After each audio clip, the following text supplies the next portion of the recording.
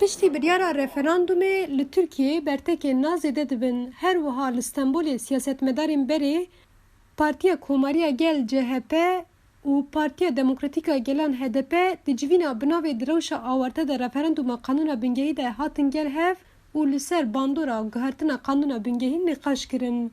Civîn bi pêşengtiya bloka aştiyê û hewldana hemwelatiyê pêk hat.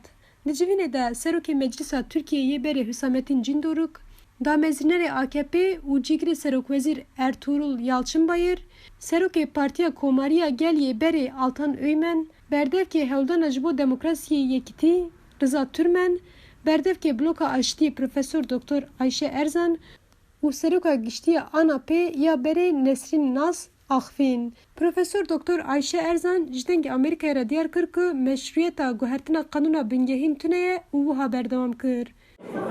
Polis tarafından Polis berayadari davêjin ser navendên partiyan û talan dikin. Derdora 4000 kes hatine binçavkirin û berdan. Tim bi vê awayî tên tacîzkirin û mafê wek heviyê meşandina kampeyna ya referandumê nadin wan.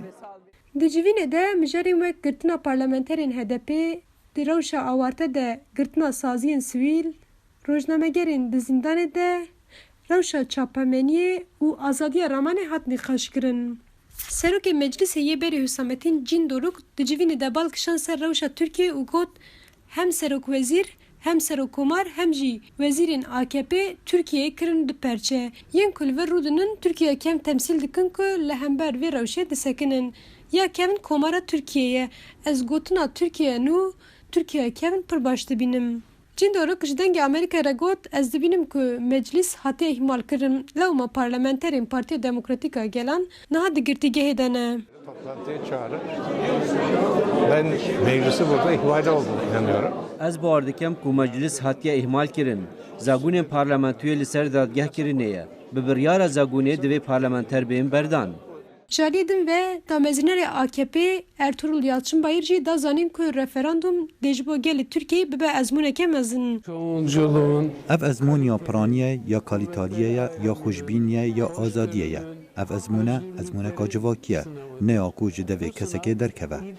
Her wiha civînê de rexneyê giran li Tirkiye hate kirin ku referandum di rewşa awarte de dê kirin. Serokê Giştiyê CHP'yê berê Altan Öymen jî diyar kir ku di rewşa awarte de referandum nayê qebûl kirin. Gözaltına almalar, işten çıkarmalar. Dema hûn rojnama binerin hûnê bibînin got her roj kesên got ji kar hatine avêtin, kesên got hatine binçavkirin.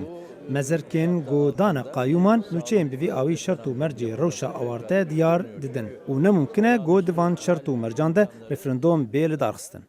Hêjeyê gotinê ku metirsiya herî mezin ev e ku di referandumê de dengê erê derkeve wê li Tirkiyeyê kaosekê mezin derkeve holê û li gor qanûnê ku erê derkeve Serokkomarê Tirkiyeyê wê bikaribe bi tena serê xwe biryaran bide.